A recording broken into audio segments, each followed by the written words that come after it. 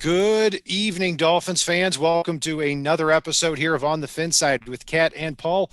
Follow us on Facebook, Twitter, Spreaker, iTunes, YouTube, iHeartRadio, and Spotify. I'm Brian, Kat NFL. We also represent FinFanatic.com as well as the Fansided Network.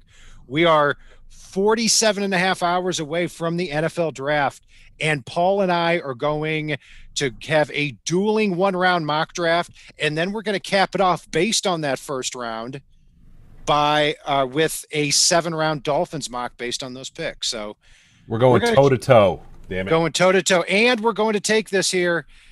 And on draft day, we're going to keep score and see how many more picks each one got right here. So we're going to start here. And before we do, Paul, and I'll kick it to you to see if you have any last words before we start. We are allowed 2 trades and 2 trades only in this dueling one-round mock, and we're going to go pretty quick on that. Then after that, like I said, we're gonna do a Dolphins 7-round mock. Paul? Yeah, and just so you guys know, those 2 trades, they don't have to be Dolphins trades. They can be any trade in the draft here. So if we want to take, say, number 4 and number 5, have the Falcons trade to the Bengals, and then the Bengals and Falcons trade back. That's 2 trades. It's stupid, but we can. Well said. And Flowers. Also, how can we forget Flowers? Yeah, Eric Flowers. Yeah, we've got to talk about him real quick because it's big news. So Eric Flowers traded back to Washington for the Dolphins moved from 259 to 244 in the 7th round. That's not the big news, but they also saved $5 million on that. I like the trade. Now Solomon Kinley kicks into left guard.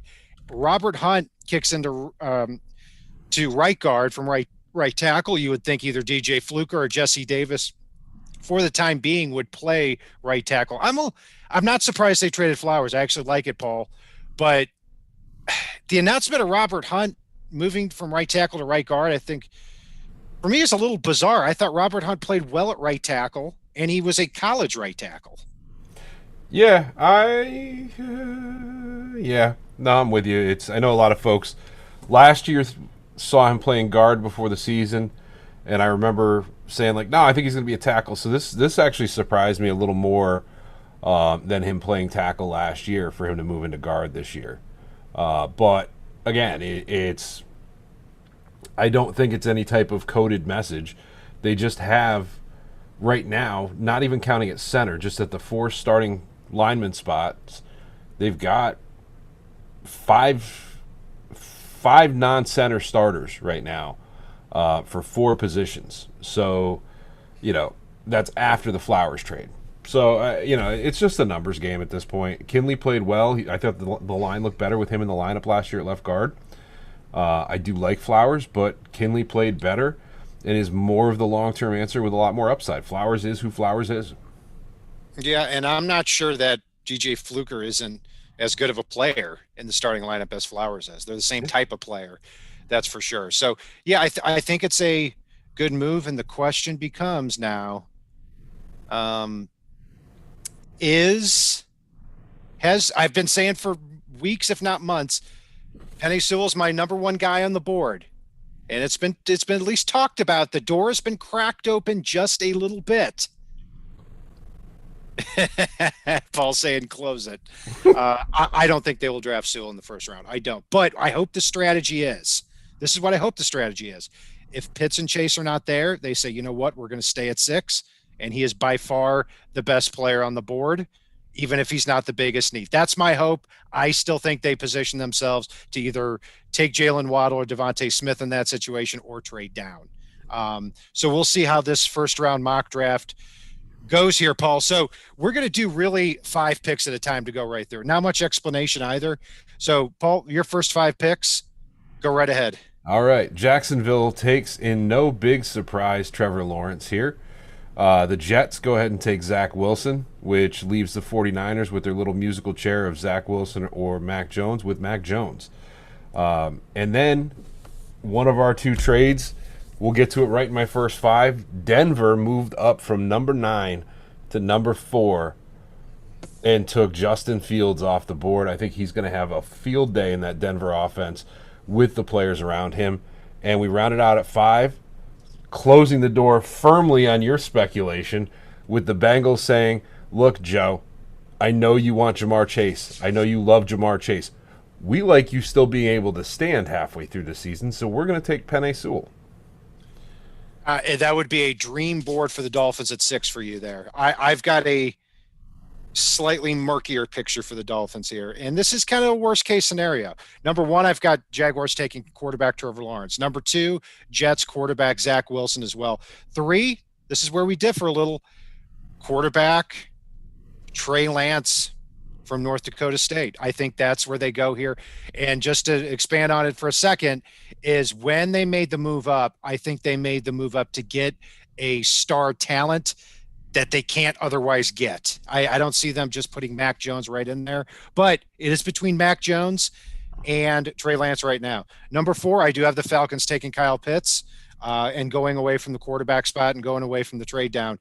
5, Bengals wide receiver Jamar Chase, which frankly leaves the Dolphins in probably the worst case scenario for them with the number 6 pick. I could not hate you more here because I'm taking Kyle Pitts at number 6 with the Dolphins. You got Pitts and Chase there, so I hope the board looks like yours. I really do. In what may be surprising to some, but really shouldn't be, at number 7, I have the Lions taking Jamar Chase. Dan Campbell, you have to remember, he was a tight end. He likes big, strong receivers, and Jamar Chase is a big, strong receiver. With Kyle Pitts off the board, yeah, Campbell could go defense, but you've got to think about where his roots are, and catching the damn football is a part of it. And there's no one who has a bigger man card at the wide receiver position than Jamar Chase in this draft. He's not going to grab a little guy in Jalen Waddle right off the rip. He's not going to grab the guy that's $160 in a soaking wet, gorilla suit. He's going to grab the big, strong receiver here. And the Panthers are laughing and laughing and laughing that they stayed home at 8, even after trading to get Sam Darnold. And Darnold's there slapping water bottles, pissed off and throwing things around the house as they take Trey Lance off the board at number 8. Up next at number 9, I've got the Falcons trading down again to load up on ammunition to be able to go get somebody in the future, but also still be able to grab some help for Matt Ryan a little bit later on here. I've got the Falcons dropping back, and Miami is trading up and taking Micah Parsons ahead of the Dallas Cowboys at 10, who Sean Lee retired from this week. And then the Cowboys are pissed off at number 10, but they go ahead and they get a corner and get themselves some secondary help in Pat Surtain. Got it. So, yeah, that's my 2 trades are done. Your 2 trades are done. You're out. You're out there. So, yeah, that very well could happen. I think Jamar Chase is big value for the Lions there at 6. So at number 6, I'll utilize one of my trade downs too here. The board is not how the Dolphins like it. They trade with the Denver Broncos to go down to number 9. The compensation that they get, and this sounds like a trade that Chris Greer would make. The Dolphins trade the 6th pick and their 3rd rounder to Denver for pick number 9, as well as pick number 40 in the 2nd round. So now the Dolphins have pick 9, pick 18, pick 36, pick 40, and pick 50. And then they don't draft again till the 5th round. So they're going with quality over quantity here, and they're trying to really get 5 holes filled in the first 2 rounds of the draft. So number 6, the Broncos trade up for quarterback Justin Fields as well. They just do it with a different team. So we both have the Broncos in a different trade-ups getting Fields. Number 7, that's where Penei Sewell comes off the board here. And Dan Campbell has his bookends with Taylor Decker and Penei Sewell, and they can kick a Vaitai into right guard. Number 8, J.C. Horn, a cornerback, goes above Patrick Surtain, and he gives the Panthers a very athletic, big cornerback on the outside. Number 9, the Miami Dolphins are on the clock, and I'm staying with my pick from the previous mock draft of what I think will happen, and that's wide receiver Jalen Waddle from Alabama at number 9. Number 10, we agree on this one, Paul. It's Pat Surtain, cornerback from Alabama. All right. So, surprisingly, on my mock board, both Alabama wide receivers slid out of the top 10. And they are not going to last through the top 15. The Giants go ahead and they take Devonta Smith to really improve that offense up there and give them that receiving threat they haven't had since Chucklehead left for Cleveland. The Eagles have been a receiver-starved team for what feels like a decade at times. And they're going to go ahead and take Jalen Waddle off the board here, which has the Chargers completely ecstatic at number 13 to go ahead and steal Rashawn Slater to keep Justin Herbert upright a little bit more often. And we'll go with the run on tackles here. Minnesota, they need some tackle help badly, and Christian Darrisaw is sitting there on the board, and he's going to come off to the Vikings, which has me with probably the pick I hate most in this first round of the draft here. New England is finally going to get that wide receiver threat that they've been aching for a while now. And Rashad Bateman, who we talked a lot about the past in several of our episodes, including our 36 big board last night, is coming off the board to the Patriots, giving them that just crafty receiving threat that can get open and really get some yards after the catch. Yeah, it seems like a Bill Belichick type player there with Bateman. I like him a lot. That would hurt me to see him go there too. So my 11 through 15, I have the Giants reaching on a player. Giants are one of those teams that don't care what you think about their board. And I've got them reaching a little bit, taking Azeez Ojulari, the pass rusher from Georgia. They've looked at Leonard Floyd in the past years. They actually were traded up. The Bears traded up right ahead of them back in, I think, 2016 to grab Leonard Floyd. The Giants were going to take him.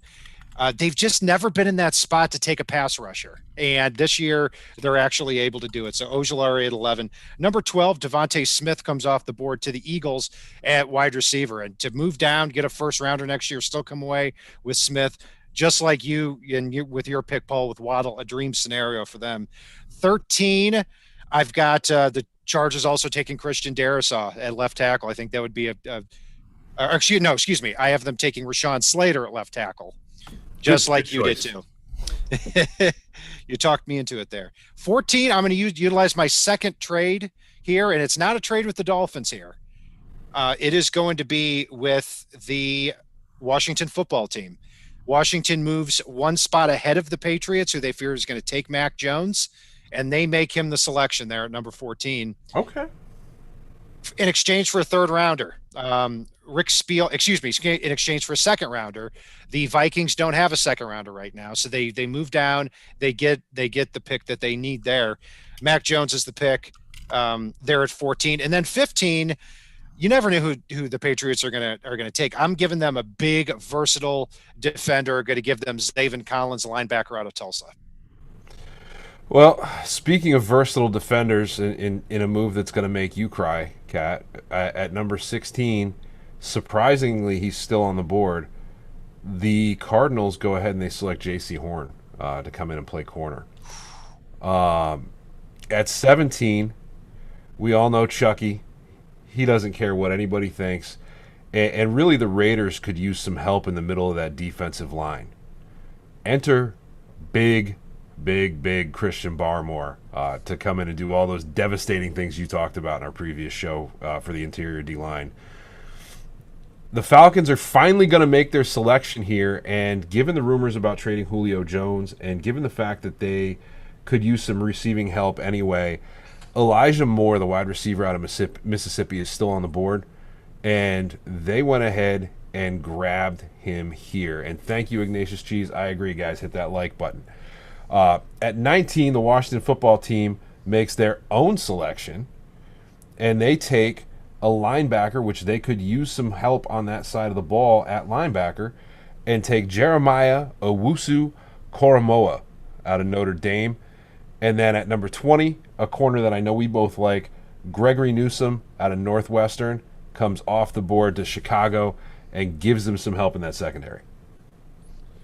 Very good. Let's take a look at what I've got here for 16. I've got the Arizona Cardinals reaching a little bit on a cornerback, Greg Newsome, cornerback from Northwestern. um, uh, to get there. They really need some cornerback help. 17, you hit the nail on the head, Paul. Chucky and the Raiders don't care what you think. They didn't care last year when they took Damon Arnett and Henry Ruggs. Didn't care the year before when they took who was it? Colton Miller was a reach. Who actually just turned into a good player. What about Cleveland Farrell? Cleveland Farrell, I take back what I said the other day about biggest draft day shock ever. It was Cleveland Farrell at 4.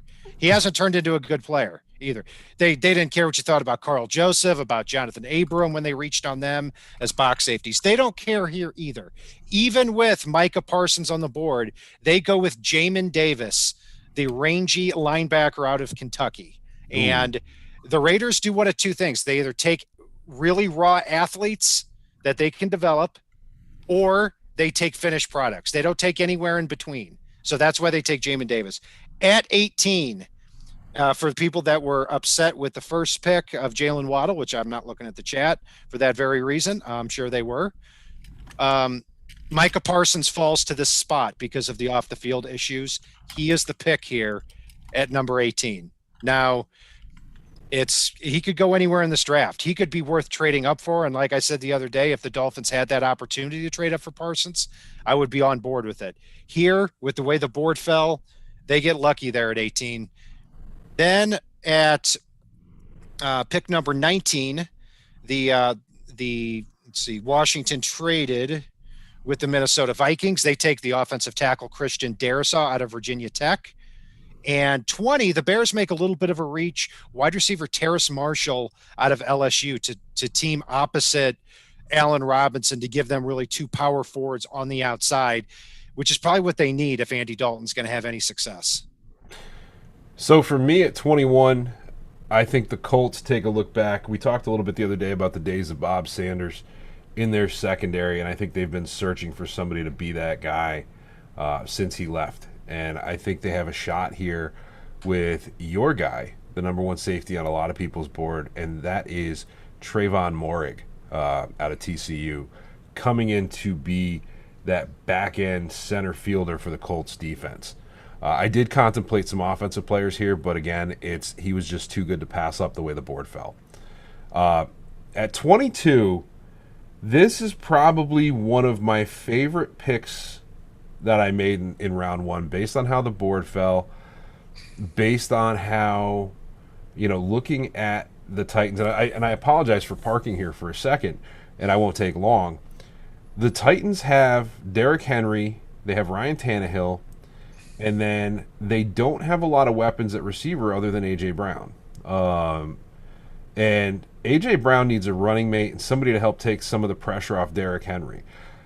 And that's where an exciting wide receiver like Kadarius Toney would make the Titans really fun to watch, because they like to get creative on offense, and he's one of the best players you can have on offense to get creative with here. I mean, I can't wait for a Derrick Henry to Kadarius Toney pass, as long as it's not against Miami. At 23, this is another pick that I absolutely hated to make, but the New York Jets took Elijah Vera Tucker to really help solidify that offensive line in front of their new quarterback. They need to go very offensive line heavy in this draft. Outside of center and left tackle, it's, 3 tumbleweeds in front of Zach Wilson here.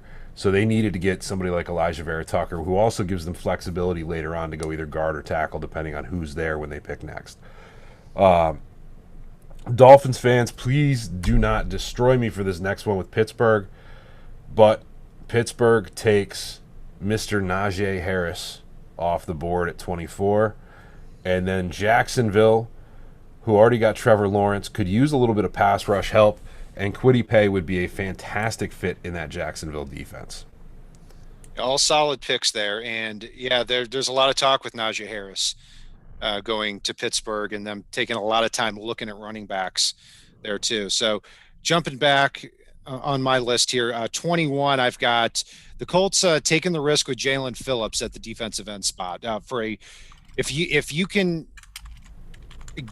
get him with how he played in 2020, team him with DeForest Buckner on the defensive line, you can really set the tempo there up front in Indianapolis. 22, a little bit of a reach, because the Titans are a team that does reach a little bit too, and they have a need here. Asante Samuel Jr., the cornerback from Florida State, comes off the board. Projected really in that second round area, but I think he can take over for what they were looking for out of Adoree Jackson before they cut him and didn't want to pay him $10 million. Then 23, the New York Jets need offensive line. They've already got their quarterback. Here they get Kwity Paye coming off the edge at defensive end, which we think he's a little overrated. So that'd probably be music to both of our ears on that one. 24, I did go with Najee Harris too at running back. 25, Jaguars, surprised to see Christian Barmore here on the board from Alabama. He comes in there and really gives them a space clogger inside. So at 26, another Dolphins potential target comes off the board, but this time to the Browns. The Browns have a lot more talent than people realize, but they could really use a little bit more edge help to rush the passer here. And that's where Jalen Phillips comes into play. I think he would thrive in the Browns defense. And then the team that terrifies me the most in the first round now at this point, because of their 2 picks and where they're at and what they need and the type of players that they take, the Baltimore Ravens take a player that I really like off the board here in Terrace Marshall to be that receiving threat for Lamar Jackson moving forward. They love their weapons, and he has tremendous upside. After that, I've got the Saints taking Nick Bolton. They could use some linebacker help, and he's one of those guys that flies all over the field and really seems like a Sean Payton type of player.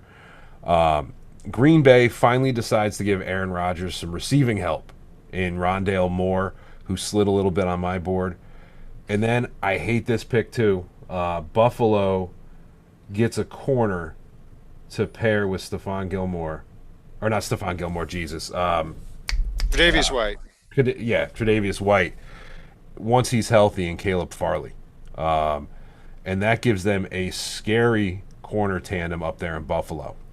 After that, nope, it's you again. I'll save my last 2. No. Go ahead. Bring it home there. All right, Baltimore goes ahead and replaces their tackle as well here and drafts Tevin Jenkins out of Oklahoma State. And then Tampa Bay, the rich get richer. They could still use some corner help, and that's where Asante Samuel Jr. comes off the board. Okay. Solid first round there. And I'll go ahead and go 26 through 32 here. Let's see here. So at 26, I've got the Browns taking defensive end Jason Owe from Penn State. Gives them the ability to really move on from Jadeveon Clowney after a year, but give him a great 3-man rotation opposite Myles Garrett for the time being. 27, such a Baltimore Ravens pick. Just same guy that you had at 31. I've got him taking Tevin Jenkins, the tackle from Oklahoma State. What a surprise. They sit there in the 20s. Somebody falls to him at a perfect need position. 28, cornerback, a little bit of a reach too, but I think there are going to be a lot of cornerbacks just like this last year forced up the board because they're so hard to find, and it's a premier position. Saints draft Kelvin Joseph, the cornerback from Kentucky, who has a lot of upside but very raw. 39, the Packers. Everybody's waiting for Green Bay to finally give the people what they want, draft a wide receiver, and they're not going to do it. They can't believe Elijah Vera Tucker is here at the guard spot. He can play guard. He can play tackle. I apologize. I missed who you went. Elijah Vera Tucker. Gotcha. Here at 29, can play guard, can play tackle. He's going to start somewhere along that line. They love versatility there in Green Bay. And David Bakhtiari has the short arms. It worked for them. It worked for him in Green Bay. Could work for Vera Tucker as well. 30, the Bills also go cornerback here on my board. Reach on a player, Tyson Campbell out of Georgia. Somebody who is jumping up on boards a little bit, has the physical traits, has never quite put them all together. But what better place to do that than in Buffalo opposite Tre'Davious White and in that secondary. 31, the Ravens get an electrifying player. Kadarius Toney is at that spot. And, they need something out of the receiver position. They need somebody just to make yards after the catch, get them out in space. That happens here. 32, Jeremiah Owusu-Koramoah to the Bucs falls to the last pick. He's been compared a lot to maybe a smaller, faster Levante David, and Levante David's on the wrong side of 30. Could see an heir apparent there. So that's going to do it for our breakdown of the first round there, Paul. Before we get into our 7-round Dolphins mock based on this, we're not going to recap every pick, but why don't you go ahead and recap what you did for the Dolphins there in the first round? Yeah, I went ahead and I grabbed Kyle Pitts at number 6. The board fell the way I was hoping it would. And then Miami made a trade up to number 9, giving up a future second rounder. I did contemplate 81, but I think that the Falcons want to build for now but start setting up for the future because they've got a number of aging players that they're not quite ready to part with yet. So I went with the second rounder next year to move up to number 9 and took Micah Parsons. Future second rounder to move up from 18 to 9. Okay. I thought I don't know. I don't know. Maybe they do take that because they are setting up in the future. I don't know. I debated it, and I debated 81. But end of the day. Oh, and I had a 7th on there too. I apologize. Gotcha. So. Well, hey, that changes everything. Never mind. I know, right? Just a little, All right. All right. Well, all right. Sounds good. So, let's go. In my Dolphins mock, I had the Dolphins trading for, again, what we think we would do here, what the Dolphins will do. I have them going from 6 down to 9. And in doing that, they're able to move from pick 81 up to pick 40. So they move from the early 3rd round to the 4th round there. So because of that, now here we look at the rest of the draft.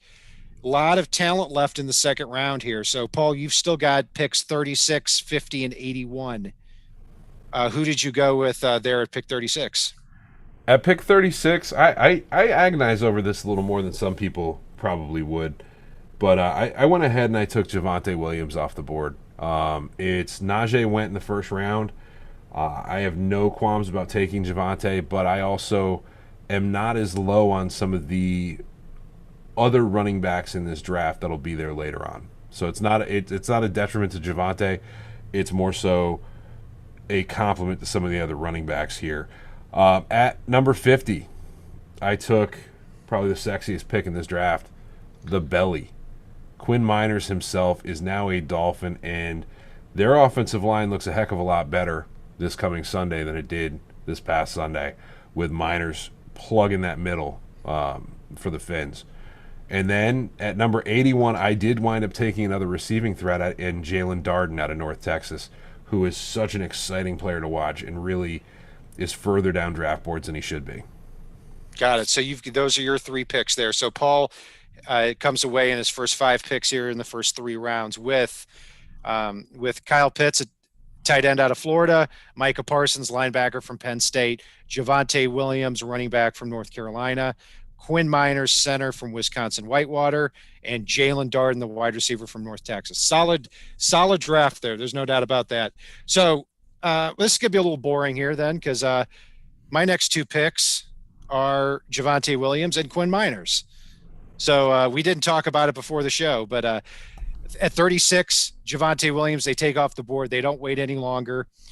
At pick 40, the pick they got from the Broncos in the trade, they take Quinn Miners there, sew up that position. So now they come away with pass catcher, edge, linebacker, running back, center. But instead of having pick 81, I still have pick 50 in the second round. And again, thinking of what the Dolphins might do, they like offensive tackles that have the size, have the traits that they can coach up. And that's why the pick is offensive tackle James Hudson out of Cincinnati. Somebody who has he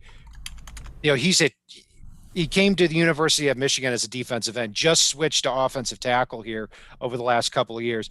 Incredible traits for the position, just hasn't quite put it all together yet. I think that they could look at him as the right tackle project for Austin. The right tackle project, similar to what Austin Jackson is at the left tackle spot. Now you've got a future offensive line of Austin Jackson at left tackle, Solomon Kinley at left guard, Quinn Miners at center, Robert Hunt at right guard, and James Hudson at the right tackle spot. And you've also got Jesse Davis backing up and Michael Dieter backing up those 5 offensive line positions. So that does it for day 2 there, Paul. Real quick as well, a lot of our folks in the chat said that they just got a Bleacher Report notice that the Dolphins prefer Waddle over Chase. And I want you guys to think about what you just said there. It's a Bleacher Report notice that the Dolphins leaked that they prefer Waddle over Chase. There is so much misinformation flying around, particularly this week, that I wouldn't full-blown put stock into it until it happens. But It's and if Pitts is there, it may be a moot point. a year ago, most people thought the Dolphins were drafting Herbert over Tua, and I'm not even going to comment further on what that might look like now. I still have a lot of faith in Tua, but that's what was being talked about last year. And there was also talk about the Dolphins possibly, if it wasn't Herbert, taking an offensive lineman. So yeah, the Dolphins are good at managing that disinformation too and leaking it out to the right people. So I don't know. I haven't seen the article or anything. I don't really believe anything this week, and that's why I'm so happy that the draft is just 47 hours away. Can't wait for it. So Paul, after those first five picks I had, I don't have another one here until the fifth round, and you don't either. So when you get down to the fifth round, the player that I still see there is Pittsburgh safety Damar Hamlin, who is a Brian Flores favorite during Senior Bowl week. Somebody that I think could immediately be the fourth safety, take over for Clayton Fedulum at that spot. Plays just fast enough, 4.6 40 speed, but you don't have to be blazing fast to be a free safety in this defense if you have the instincts and the awareness. Hamlin certainly has that there. So who'd you go with there in the fifth round? I went with a safety, but I went with a different one. Oh, Possibly the one with one of the most fun last names in the draft. Somebody we talked about extensively on our safety preview the other night. And that's Divine Diablo, the safety out of Virginia Tech who's got a little bit of that tweener size and a lot of speed and can come up and play the run, but also can do a lot of things downfield as well. And I think he'd be a lot of fun in this Brian Flores defense that already picked up Micah Parsons earlier in the draft. And it wouldn't surprise me if they listed him as linebacker on the depth chart because of that size, 6'3", 230. Ran a 4.43. I mean, those are tools to play with. There's no doubt. And if you've got Parsons and Diablo there, linebacker, good luck, Sam Aguivan and Calvin Munson making the team again. That's all I've got to say to them. So 2 7th-round picks. The Dolphins made a major move up in the 7th round from 259 to 244. They also pick earlier in that round too. So I went with defensive end Josh Kando out of Florida State, a big, hulking defensive end, and it doesn't bring a whole lot else to the table except for the ability to set the edge. And I think he's somebody that could really make the roster there. Maybe even challenge Jason Strober for some playing time if he can get on the field quickly. Finally, I have them taking a center guard with the final pick at 244, Michael Monae, who I've mocked several times here from Penn State. I think is very technically sound. What you see is what you get type of player. And that's going to be my final pick there in the 7th round. And for me, I've just got the one. And it's Shamar Jean-Charles, the corner from Appalachian State, somebody we both like, who for some reason is ridiculously low on draft boards out there, and I think can come in and serve a role immediately. Got it. So again, Paul, you repeat your mock in a second here. Mine from the first round to the 7th round. With the first pick, I've got the Dolphins trading down from 6 to 9, taking wide receiver Jalen Waddle from Alabama. Then Micah Parsons falls to pick 18, and the Dolphins take him there. At pick 36, the Dolphins take running back Javonte Williams. At pick 40, which was acquired in the trade down from Denver, Dolphins take center Quinn Miners from Wisconsin Whitewater. At pick 50 in the 2nd round, Dolphins take Cincinnati offensive tackle James Hudson. 5th round, they take Damar Hamlin, the safety out of Pittsburgh. 7th round, Florida State defensive end Josh Kando, and center Michael Monae out of Penn State. All right. So for me, at number 6, the man himself, Kyle Pitts, is entering Dolphins legend territory, followed at number 9 by Micah Parsons, the all-purpose, all-tool linebacker from Pennsylvania State.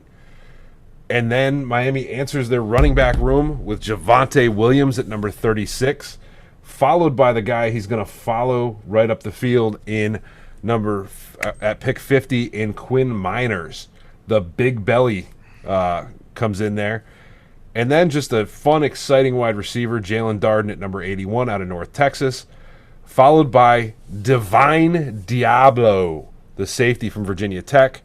And rounding out my list, we've got Shamar Jean-Charles, the corner out of Appalachian State. Very good. Yeah, and it'd be interesting to see how much of this happens. I can't wait for us to be there, and we hope you all are there with us too on draft night, first night and second night. We might even pop in on the third night. I don't know. We'll see how we're feeling. I'm going to pop on here at some point. By D3. I can promise you that. I may have to. I don't know. I'm not going to say anything. I'm not going to promise what I'm not sure I can deliver. No, we'll see. Paul, I'm surprised you didn't take Richie Grant or Carlos Basham. But wait, we're doing this based on what we think the Dolphins will do. They could take either one of those guys, but yeah, I think both of us had really solid drafts here. Any last words here before we wrap up our final NFL draft preview show? We've been going at it for 4 months. We hope you all have learned a lot here, and we've enjoyed spending all this time here with you.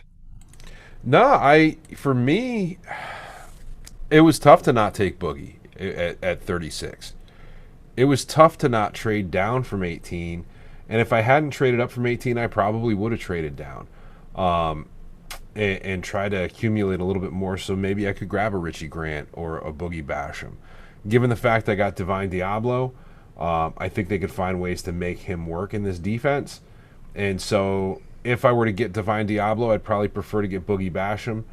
If I couldn't get Divine Diablo, I'd probably prefer to get Richie. I mean, it's a tough call. I mean, I love both of those players, but end of the day, it's very much a scenario that there's a lot of ways the Dolphins can go right in this draft, and I think that's something we both showed today.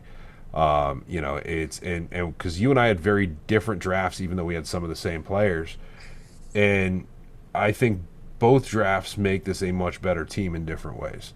You bet. So yeah, and guys, click that like button. And I would say, yeah, with the picks the Dolphins have accumulated, and given that they won 10 games last year, and they're one of the youngest teams in the league, there's very little that they could do where I'd say, oh man, that was just awful. I could be a little underwhelmed. I think I'd be that way if they stayed at 6 and took Jalen Waddle or Devonta Smith. I wish Jamar Chase or Kyle Pitts had fallen to that spot, but that would be about it. So that's going to do it here for our breakdown of our dueling one-round mock that we're going to also keep score of on draft day here on draft night during our draft party. So also, guys, see, I'm losing my train of thought here in the last one. So past bedtime again. So